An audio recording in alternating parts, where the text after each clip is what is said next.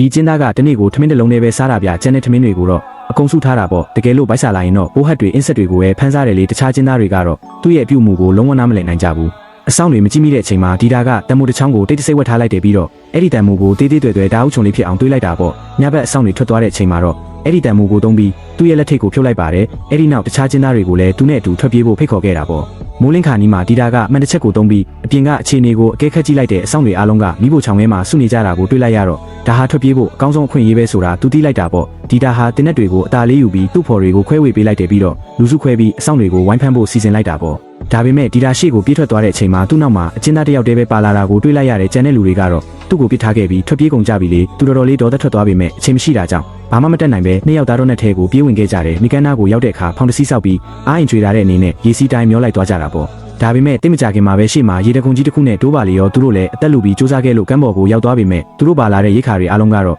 6ထဲကိုမျောပါသွားခဲ့ပြီဗျပင်မဆင်းရဲလုံးနဲ့ဒီခီးကသူတို့ရဲ့စိတ်သက်တွေကိုတဖြည်းဖြည်းတိုက်စားလာပြီးလက်လျှော့ချင်စိတ်တွေတောင်ခဏခဏပေါက်ခဲ့တာပေါ့ဒါပေမဲ့မိသားစုနဲ့ပြန်ဆောင်ရမယ်ဆိုတဲ့မျှော်လင့်ချက်လေးတစ်ခုနဲ့ပဲရှေ့ဆက်ခဲ့ကြတယ်အဲ့ဒီအချိန်မှာပဲဒီတာကအမေရိကန်ရဟတ်ယာဉ်နစ်စီးလာနေတာကိုလက်မြင်လိုက်ရတဲ့သူလဲဝမ်းသာအားရနဲ့အော်ဟစ်အချက်ပြပေမဲ့စစ်သားတွေကသူ့ကိုမမြင်ကြဘူးဗျဒါနဲ့ဒီတာကဘေးနားကမြစ်ပင်တွေကိုမိရှို့လိုက်တော့မှရဟတ်ယာဉ်တွေကသတိထားမိသွားကြတာဒါပေမဲ့ကန်ဆိုးကျင်တော့စစ်သားတွေကဒီတာကိုရန်သူလို့ထင်ပြီးတင်းနဲ့လက်ပစ်ပါလေရောဒီတာကတော့ကြီးစံတွေလွတ်အောင်ရှောင်နိုင်ခဲ့ရမယ်သူ့ဖော်ကတော့ကြီးစံထိမှန်ပြီးတေဆုံးသွားခဲ့ရတယ်ဗျာအခုတော့ဒီတာတယောက်တည်းကြံရိတ်ခဲ့ပြီပေါ့သူဘယ်လောက်ထိစက်တောင့်ခံနိုင်မလဲဆိုတာမသိတော့တဲ့အချိန်မှာပဲလေရင်အင်ဂျင်တန်ကြီးကိုနောက်တစ်ခါထက်ချလိုက်ရပြန်တယ်သူလည်းတရက်ကြီးတရက်ကိုကင်ပြီးအမြဲဆုံးအချက်ပြလိုက်တာပေါ့ဒီတစ်ခါတော့အမေရိကန်တွေကသူ့ကိုတကယ်မြင်သွားကြပါပြီရဟတ်ယာဉ်ကဖြည်းဖြည်းချင်းဆင်းလာပြီးဒီတာလည်းကယ်ဆယ်ရေးကြိုးကိုဝမ်းသာအားရဆွဲကင်လိုက်တော့တာပေါ့နောက်ဆုံးမှာတော့သူဟာဘေးကင်းစွာနဲ့ကယ်တင်ခြင်းခံလိုက်ရပါတော့တယ်ခင်ဗျာ